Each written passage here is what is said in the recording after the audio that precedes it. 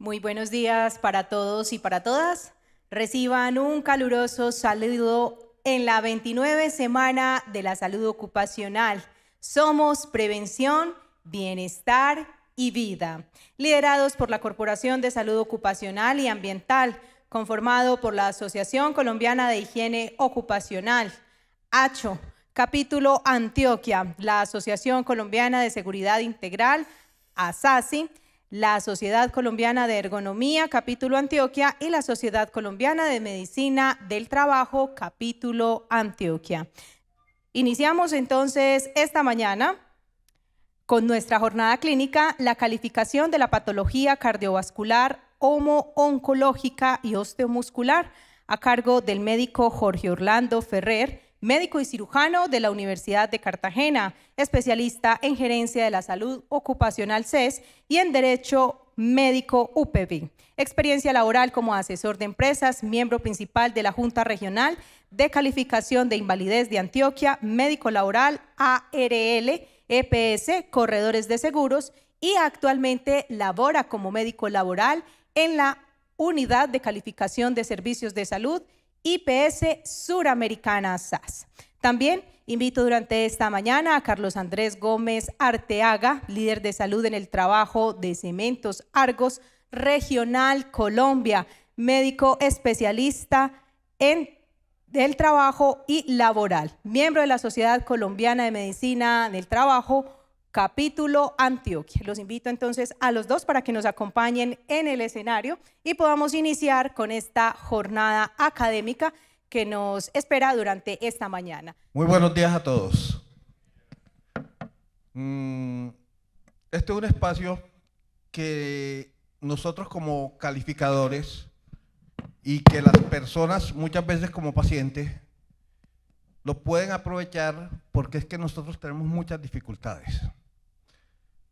Y las dificultades básicamente las tenemos con la aplicación de las tablas de calificación, con el manual de calificación. Porque el manual de calificación, cuando uno empieza a aplicarlo directamente a una persona, muchas veces casi que nos obliga a despersonalizar a ese paciente. Muchas veces nos obliga a que las tablas de calificación que usamos utilicen unos métodos muchas veces obsoletos, muchas veces que ya no se utilizan, muchas veces que los especialistas ni siquiera utilizan. ¿O usted qué opina, doctor Carlos? Bueno, digamos que, como lo dice el doctor Ferrer, sobre todo a nosotros como empresa, el tema de la calificación, sobre todo lo que más nos pesa es el origen, ¿cierto? Porque en la calificación de origen, generalmente cuando los pacientes o los trabajadores van a donde el médico, el especialista, sin conocer lo que es la empresa como tal o cómo es el proceso productivo, generalmente de una ya le están creando la expectativa al colaborador o al trabajador, porque de entrada le están diciendo que es una enfermedad laboral, ¿cierto? Sin conocer pues como todo lo que es el proceso productivo. Y como tú lo mencionas en el tema de las tablas, eso es súper importante porque los médicos generalmente no conocen las tablas, ¿cierto? No conocen las tablas y eso es una falla en el sistema. Entonces yo creo que eso es fundamental, conocer que los médicos tratantes conozcan los procesos productivos, conozcan las tablas de calificación para poder determinar muy bien el origen y poder determinar en ocasiones la pérdida de capacidad laboral. Bueno, yo quiero detenerme un momentico con respecto a las tablas, que es básicamente lo que vamos a tratar acá principalmente, con la ayuda de los doctores que nos van a acompañar, que son los especialistas. Y voy también a detenerme un poquito con respecto al origen. Hay varias cosas. Nosotros nos encontramos con un ortopedista y dice, eso es laboral, de entrada. O nos encontramos con un ortopedista que le dice, eso no es laboral. Entonces, esa no es la idea. Cuando nosotros vamos a definir un origen, que es de las cosas de pronto más difíciles que hay, y que de pronto pueden generar más expectativas en una persona es el origen. ¿Por qué? Porque es que las prestaciones económicas son distintas. Cuando una enfermedad es profesional, la persona puede tener derecho a una calificación, a una indemnización. Cuando es de origen común, no tienen derecho a indemnizaciones. Solo tienen derecho o al pago de las incapacidades o a la pensión de invalidez. En el sistema de riesgo común no hay indemnizaciones. Lo otro, cuando yo estoy incapacitado por una enfermedad común, me pagan inicialmente al 66.66% hasta el día 90. Del día 90 en adelante me pagan la incapacidad al 50%. Entonces a mí como trabajador me interesa que lo mío sea laboral, empezando porque hay una gran diferencia en la prestación económica. Pero lo peor es cuando lo titulamos de que es o no es, muchas veces sin tener los argumentos para hacerlo. Entonces, el decreto 1407 es muy claro. Para que algo sea de origen laboral, se tiene que demostrar el nexo de causalidad laboral. Uno tiene que, no basta con decir, es que hay una exposición. No, hay que demostrar esa exposición tanto en calidad como en cantidad. Si es suficiente, uno dice, es de origen laboral. Si no es suficiente, uno dirá de origen común.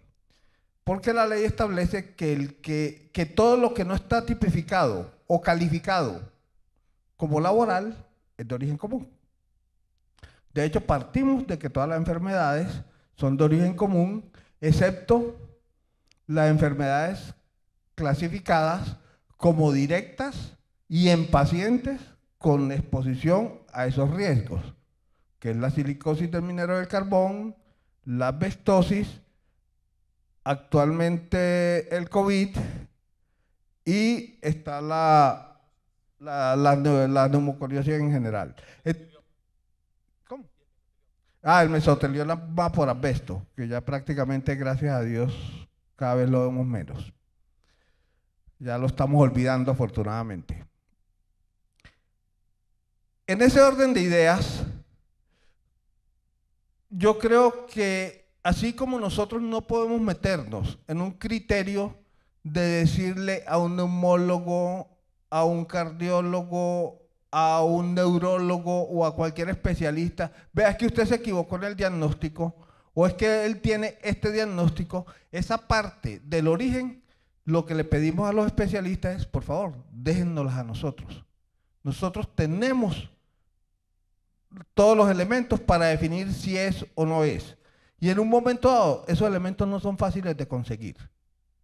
Entonces se van donde el fisiatra o donde el ortopedista y le declaran, eso es laboral, de una. Y ni siquiera sabe qué hace la persona. ¿O me equivoco, doctor Carlos?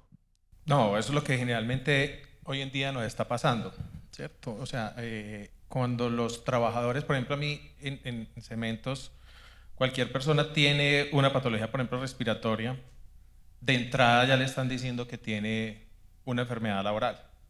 De hecho, por ejemplo, con el COVID, tuvimos varias personas que después del COVID empezaron a presentar patologías de dificultad respiratoria y con algunos hallazgos, por ejemplo, en la tomografía que muestra virus melirado, de entrada, pues eso puede ser un diagnóstico presuntivo de una silicosis.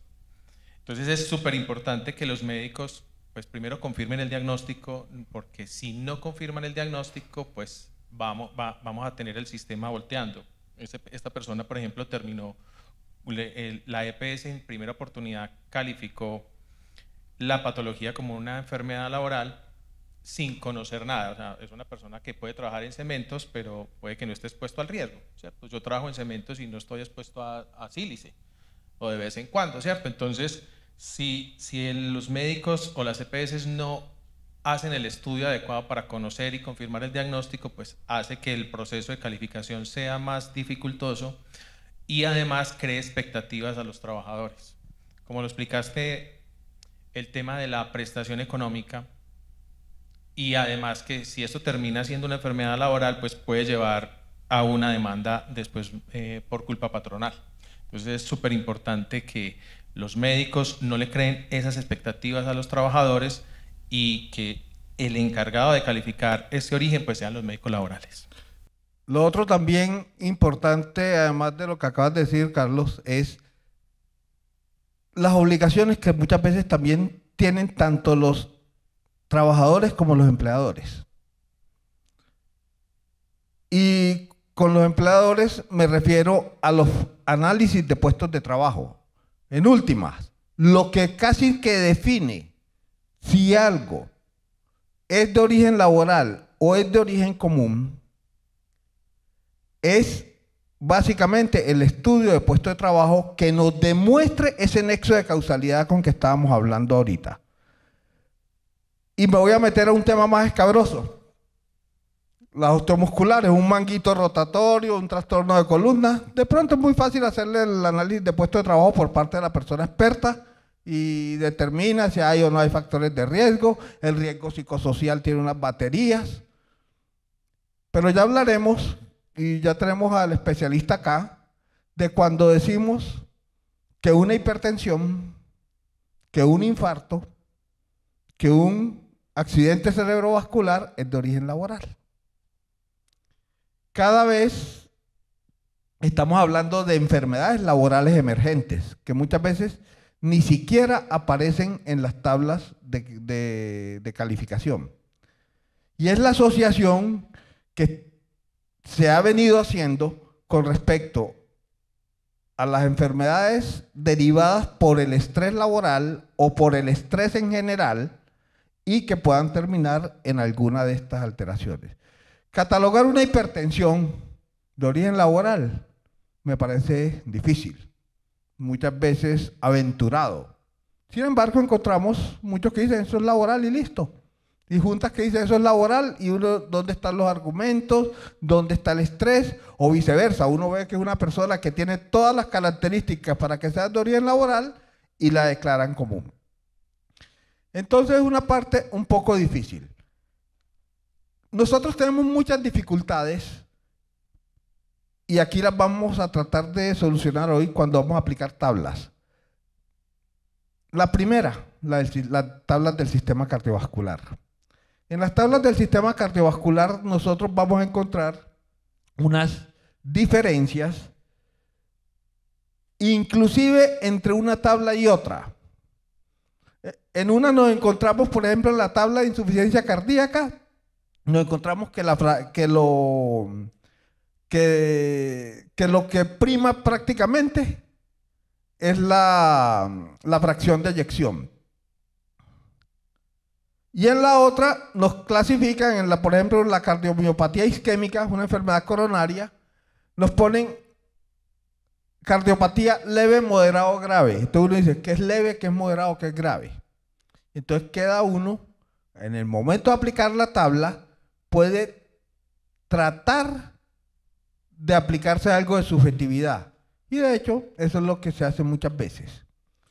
La idea es, por lo menos eso es lo que me enseñaron mis maestros cuando, entre ellos veo algunos aquí, que en un momento dado, nosotros siempre debemos poner la peor condición, porque en última es la que nos está mostrando cómo está esa persona. Si yo tengo una fracción de eyección bastante alterada y de pronto me dicen que la alteración es leve, pues yo me voy por la fracción de eyección que es la que está más alterada. Es decir, la idea es tratar no de favorecer, sino de ser objetivos con respecto a esa calificación. Otra dificultad que tenemos muy grande, que también la hablaremos aquí, es del tema de hematología. En hematología nosotros tenemos todas las dificultades porque las tablas muchas veces se prestan a interpretaciones. El manual no es claro. De hecho, al ministerio se le hicieron, cuando estaba saliendo el manual, antes de que saliera todas las sugerencias, nunca se les paró bola y sacaron el manual y dijeron que después salía una fe de erratas. Es la hora que llevamos 8 años con el manual y no ha salido la fe de erratas. La otra gran dificultad que tenemos es con el sistema osteomuscular, que nos prestamos muchas veces a interpretaciones, calificamos unas cosas que sucedieron hace 6 años y las estamos calificando ahora como si fueran recientes. Calificamos con exámenes viejos muchas veces, no se actualizan las situaciones actuales que pueden ser o peor o que pueden haber desaparecido, y esas dificultades las estamos teniendo cada vez que hacemos revisiones de calificación.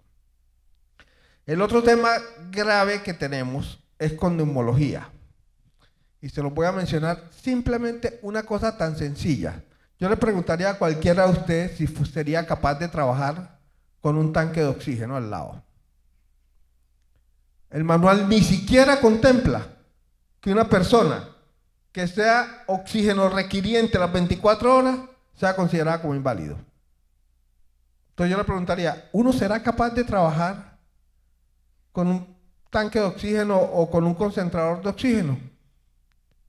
Entonces, son cosas que desafortunadamente la parte de neumología no la vamos a poder revisar hoy, porque la persona que nos iba a hablar del tema tuvo un inconveniente, pero sí tenemos muchas interrogaciones. Y con las enfermedades profesionales, como lo mencionaba el doctor Carlos, sí que tenemos dificultades, porque muchas veces ni siquiera tenemos un buen diagnóstico, ni siquiera tenemos un diagnóstico claro, y tenemos al paciente con muchas dificultades, con muchas alteraciones, y en una me le escriben silicosis, en otra me le escriben EPOC, en otra me le escriben que tiene una enfermedad pulmonar intersticial, en otra me les cambian el diagnóstico constantemente, y lo primero que uno tiene que hacer para definir un origen es tener el diagnóstico claro. Si uno tiene el diagnóstico claro, ni siquiera se puede ir a las tablas de calificación. ¿Usted qué opina, Carlos? Sí. Y hay veces lo que pasa es que los mismos colaboradores o los trabajadores lo que hacen es presionar al sistema para que califiquen el origen pues rápidamente. Pues yo haría lo mismo, es decir, si por un lado me van a pagar más que por el otro, yo trato de que me paguen más, lógicamente, que todo lo mío sea laboral. Sí, pero como no se tiene el diagnóstico, como no lo hacen oportunamente, por ejemplo, yo tuve una persona que le diagnosticaron una bronquitis, un EPOC, ¿cierto? Y en este momento lo calificaron como una enfermedad laboral, y hoy en día no tiene bronquitis, sino que tiene un asma alérgica de origen común, muy probablemente, ¿cierto? Entonces, el diagnóstico es un EPOC, una bronquitis, y lo que él tiene es un asma. Entonces, por ejemplo, nosotros como empresa vamos a demandar pues a Justicia Laboral Ordinaria el origen, porque pues no tiene un diagnóstico del que inicialmente diagnosticaron como origen laboral, ¿cierto? Entonces, ¿qué es lo principal? Que los médicos, y no solamente las juntas, porque las juntas también pueden pedir los exámenes complementarios para que se pueda definir el origen, se apresuren a calificar el origen, ¿cierto? Porque si yo tengo un EPOC y yo no le hago una prueba de metacolina, no le hago una prueba de una espirometría pre y bronquodilatación en el sitio de trabajo, no le hago un TACAR, no le hago los exámenes que se necesitan para tener el diagnóstico, pues eso hace que se apresure el origen y esto complique todo el sistema. Pero es que ahí viene otro problema. Y en nuestro sistema de salud, pues, no es el tema del que vamos a hablar acá, pero a una persona que empieza a consultar, ¿cuánto se le demora en que el sistema le haga todos los exámenes pertinentes? Entonces, ahí nos generamos unos vacíos porque muchas veces no tenemos un diagnóstico claro. Y lo otro, que es como un llamadito a las juntas. ¿Por qué las juntas de calificación, teniendo todos los elementos legales para solicitar que intervengan los interconsultores, por qué no lo hacen? Una junta, si está calificando algo, basta con que envíe una carta diciendo que necesitan un examen X, una resonancia de corazón, un TAC de alta resolución, un TAC de alta resolución pulmonar o cualquier examen, el sistema está en la obligación de hacerlo. Nunca lo utilizan, nunca actualizan, nunca hacen los exámenes que muchas veces son pertinentes. Muchas veces entra un caso y el caso se demora en junta hasta un año. ¿Cómo es la condición de paciente al año? Puede que se haya curado, o puede que esté mucho peor, o como ha sucedido muchas veces, ya esté muerto. Entonces, ahí es donde uno entra y uno dice, ¿por qué no hay un poquito de agilidad? ¿Por qué no se solicitan las cosas que se deben solicitar para hacer una calificación objetiva? Porque es que la calificación, doctor Carlos, es para ambos lados. Uno puede irse a favor de la persona o irse a favor de la empresa o irse a favor de la entidad de seguridad social. No se trata de eso. Tal vez en la conferencia anterior yo la finalicé diciendo una frase que aparece en la Biblia. Yo no soy el más religioso ni mucho menos, pero una frase que me gusta que dice: demos al César lo que es del César y démosle a Dios lo que es de Dios. Es decir, a cada cual lo que le corresponde. Ser objetivos cuando hacemos la calificación. Y esa objetividad va en todos los sentidos, porque es que yo puedo perjudicar a un trabajador muy gravemente, pero también puedo perjudicar a una empresa muy gravemente. Y por eso están las instancias judiciales, que en un momento allá llegan los casos y allá es donde en últimas se resolverán. Porque cada vez hay más demandas. Cada vez la justicia ordinaria está definiendo. Pero entonces, yo estoy yendo a audiencia en este momento de casos calificados hace 7 años. ¿Cuál es la situación en 7 años de esa persona? Puede suceder todo lo que ustedes quieran. Muchas veces un juez nos manda un peritazgo diciendo: califíqueme a ese señor fallecido como si estuviera vivo.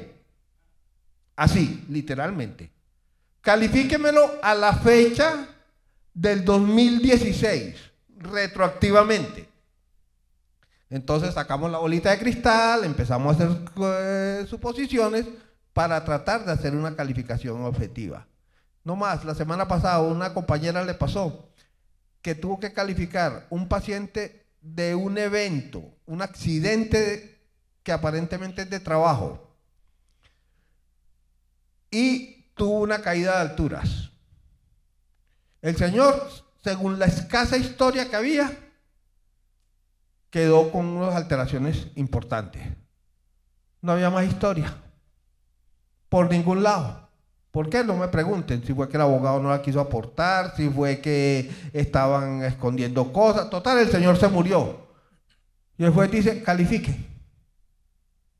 Hubo que constatar al señor juez: no se puede calificar así de tamaño. ¿Cómo voy a calificar de una persona que ya está fallecida? ¿Cómo voy a calificar nosotros? ¿Cómo calificamos sin los argumentos de hecho? Y ahí es donde para nosotros es sumamente importante las aclaraciones que nos van a hacer más adelante. Nosotros, para calificar, necesitamos historia clínica. Nosotros no podemos inventarnos las cosas. Nosotros no podemos suponer en cuánto está el resultado de unos METs. No podemos suponer en cuánto está el DLCO. No podemos suponer en cuánto está una fracción de eyección. No podemos suponer que es una cardiopatía leve, moderada o grave. Yo no puedo suponer eso. Eso me lo tiene que decir el especialista y de pronto aclarármelo, qué considera leve, qué considera grave, en fin. Entonces, en ese orden de ideas, cada vez que nosotros nos sentamos frente a un paciente, cada vez que nosotros cogemos ese manual, la idea es que seamos lo más objetivos posible. Y podemos cometer errores. Yo no estoy diciendo que no, todos nos equivocamos, todos tenemos el sagrado derecho a equivocarnos.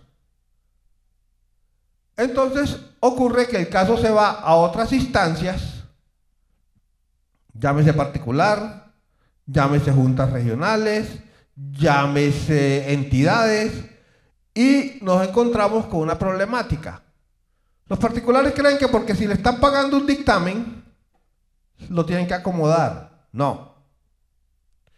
Las entidades muchas veces consideran que como es la entidad, tampoco le puedo poner mucho porque es que me van a poner, me van a sacar de aquí una indemnización, una pensión. Y muchas veces van a los peritazgos y cuando empieza el juez a interrogarlos, porque hay jueces muy juiciosos, hay jueces que se conocen el manual mejor que uno, y le preguntan a uno el detalle. Venga, ¿usted por qué le asignó la clase 2 y no le asignó la clase 3 de la tabla? Si la clase 2 dice tal cosa y el manual y el examen dice esta, eso corresponde a clase 2. Entonces ahí es donde empiezan los peritos a trastrabillar. Ah, no, es que en ese momento, como el caso fue hace 7 años, entonces se pegan de ahí. Ah, es que en ese momento la situación era esa. Entonces, la invitación es, aprovechemos enseguida a los doctores que vamos a tener aquí en el panel. Vamos a aprovechar lo que más podamos. Nosotros tenemos unas preguntas que son muy básicas, que son como muy generales, pero cuando llegue su momento también nos gustaría que el público, ustedes, que están viviendo esto todos los días, nos hagan las preguntas. Yo creo que por el momento podemos dejar y damos estos 15 minutos para el espacio de las preguntas que habíamos dicho. Muchas gracias.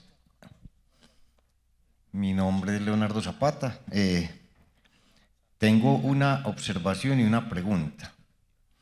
La observación es que me preocupa que nuestra legislación no unifique los manuales de calificación de los civiles y las fuerzas militares. Si uno quiere ver algo bárbaro, atropellador, es el manual de calificación de las fuerzas militares. Unos porcentajes súper bajos, en fin, eso tienen que quedar mochos, ciegos, sordos, de todo para que les den porcentajes altos. Y la pregunta es que me preocupa en las enfermedades que son multifactoriales, que tienen múltiples causas, por ejemplo las osteomusculares, ¿cómo lograr ponderar un porcentaje de acuerdo a la exposición? ¿Cuántas veces vamos a la casa del paciente, miramos si la almohada es alta o bajita, si el colchón es blandito, cómo se agacha, qué hace en la casa, y quiere achacarle solamente a la exposición en el trabajo, su lumbalgia, su dorsalgia, todo eso? ¿Cómo hacer para ponderarlo de una manera justa? Es que lo que usted decía es preocupante, 66.6 y luego 50%, eso atropella bastante el bolsillo de la persona, pero también hay que pensar en las empresas, qué tan expuesto estuvo en su trabajo, qué tan expuesto estuvo, ¿cómo hacen esa ponderación? Bueno, la primera parte de la observación. Hace 2 días hicimos un ejercicio, 3 ejercicios, perdón. Hicimos una lesión de hombro, hicimos un caso de alteración de la voz y también hicimos un caso mental. Resulta que con los 3 manuales les daban diferente. Con los 4, perdón.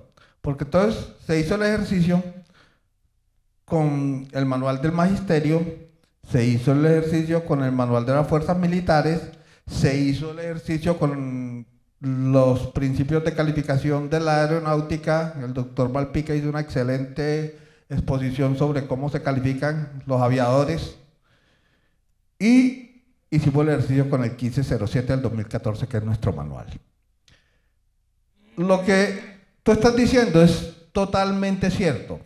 El caso de enfermedad mental, que a todos nosotros nos dio invalidez por cualquiera de los manuales, por el de fuerzas militares no dio. Entonces yo le preguntaba al doctor de las fuerzas militares, le decía, Si ese señor es un soldado, usted me lo reintegra y le da un arma. Yo no me le acerco. Entonces, decía que ya la Corte Constitucional lo está obligando a reubicar soldados, personal activo de fuerzas militares. Pues madre, ¿en qué reubica uno a un soldado? Lo pone de estafeta, de pronto. Lo pone a repartir comida, también. Pero todo depende. Y si es perverso, realmente es perverso. Ese manual es de 1984. Entonces, nosotros lo conocemos porque los que trabajamos en Junta nos toca conocer todos los manuales. Pero es perverso. El del magisterio, más o menos. En algunas cosas favorece, en otras no favorece. El nuestro, a pesar de todas sus fallas, yo pienso que tiene muchas cosas buenas. ¿Que hay que hacerle ajustes? Sí, pero tiene, en mi opinión, tiene muchas cosas buenas con respecto a los dos manuales anteriores, a los tres que han habido. El primero fue el Código Sustantivo del Trabajo, el segundo fue, luego se empezó a usar a los que estaban en el Seguro Social la Resolución 258, luego salió la Ley 100, salió el 692, luego el 917 y ahora estamos en el 1507. Lo que hemos visto es que todos estos manuales han ido progresando en cuanto a claridad, pero si uno va a ver, también tiene regresiones en cuanto a ponderaciones. Es decir, muchas veces la persona que está siendo calificada con los manuales actuales sale más perjudicada que con el manual que había. En fin, esa es la primera pregunta. ¿Quién deja que se unifique? Porque es que el manual de las fuerzas militares también tiene otra cosa. Yo no sé si tú lo conoces a fondo, pero el manual de las fuerzas militares también favorece en algunas cosas. Las alteraciones osteomusculares, por ejemplo, va muy alta. Las alteraciones mentales de pronto no da tanto. Entonces es como muy relativo. La idea que hemos sugerido siempre es un solo manual para todo el mundo. ¿Ustedes creen que los maestros van a dejar que le cambien su manual? No. Si yo fuera maestro tampoco dejaría. Listo. Los de la aeronáutica civil, un piloto, va a estar que lo califiquen con el manual nuestro. No, cuando ellos, decir, usted se monta en un avión que está siendo piloteado por una persona con trastorno mental, yo no me le monto, ni a palos pues.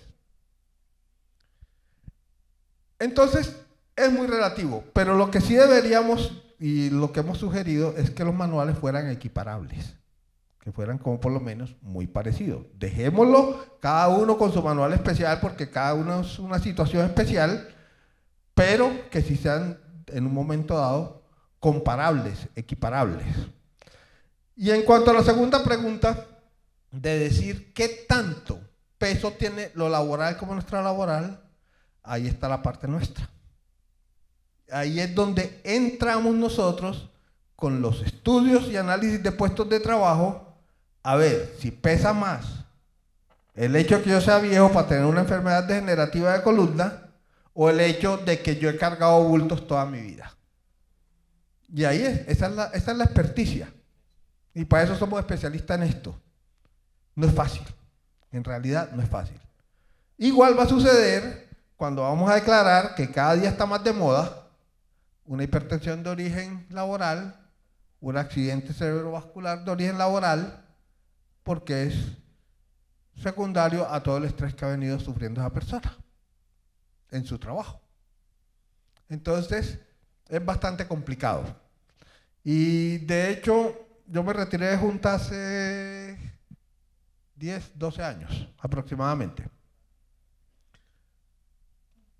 Desde esa época, ya las alteraciones cardiovasculares están incluidas como presuntas enfermedades profesionales. Desde esa época. Lo que pasa es que para uno como médico, decir que una enfermedad, una hipertensión es laboral, te cuento que yo no me atrevo tan fácilmente. ¿Por qué? Porque ahí vienen todas las demás. Factores genéticos, factores de herencia, factores familiares, factores psicosociales, externos al trabajo y los mismos factores del trabajo. Entonces es muy difícil objetivar un tipo de enfermedad cuando está demostrado que la ama de casa que no hace absolutamente nada es hipertensa. No hace nada laboral, me refiero, pues, ni tiene un jefe, a no ser que tenga el marido, quién sabe yo qué otros problemas tenga, pero no es una relación laboral. Y también hacen la hipertensión y también hacen el accidente cerebrovascular. Entonces, ahí es la partecita donde entramos nosotros los expertos. Faltan 10. 10 minutos. Ya. Pueden hacer otra pregunta. Con respecto a lo que dices del tema de empresa, yo que soy de empresa, ¿cierto? A mí me pasa mucho, es que, como les dije ahorita, o sea, los médicos en la Junta no toman en cuenta, no tienen en cuenta mucho, en ocasiones, la controversia que nosotros hacemos, ¿cierto? Por ejemplo, yo tengo un caso de un conductor de mixer, ¿cierto? El conductor de mixer es el camión que da vueltecitas y que lleva el cemento, pues el concreto para las obras. Sí, ya lleva pues para las obras, ¿cierto? Entonces es una persona que generalmente pues está conduciendo y le diagnosticaron una discopatía lumbar. Es una persona que lleva 14 años manejando, pero tiene un índice de masa corporal de 40 y cuando le hicimos el estudio de puesto de trabajo, él no conduce las 8 horas, no es continuamente manejando. El promedio fue 4 horas y en el carro y de forma discontinua, ¿cierto? Y cuando la Junta lo valoró, nunca pidieron mediciones ambientales de vibración. Y cuando definieron el origen, dijeron era porque estaba expuesto a vibración. Y nosotros teniendo vibraciones que dan bajo, la medición va abajo, y haciendo muchos temas, pues. Y además si miraban la resonancia magnética mostraba signos de deshidratación. Entonces uno no se explica por qué dicen que era laboral, ¿cierto? Y además, digamos que a mí no me tocó, pero yo creo que a ustedes sí, el tema cuando la controversia iba a la ARL, iban los médicos para dar pues como esa controversia. Hoy en día el único que va es el paciente y el paciente aporta... Perdón, el paciente no va. El paciente solo, es más, hay casos, cosas con las que nunca he estado de acuerdo, pero la ley lo establece así. Hay casos... ¿Usted sabe todo lo que se ampararon con el COVID para no evaluar pacientes? Todavía se siguen amparando. Aquí en Medellín hay una junta, una sala, perdón, de la junta, que todavía sigue diciendo que no evaluó al paciente por el COVID. Es decir, ahí es donde uno dice, ¿dónde está la objetividad? Entonces, con respecto a esto tenemos... desafortunadamente otro tema y tenemos tanto de largo como de ancho. Vibraciones. Una moto genera vibración. Las vibraciones están estipuladas en los tres ejes y están en los TLV. En el libro dice cuánto es el límite permisible y cuál no. Y acordémonos cuál es la susceptibilidad individual que tenemos cada uno de nosotros.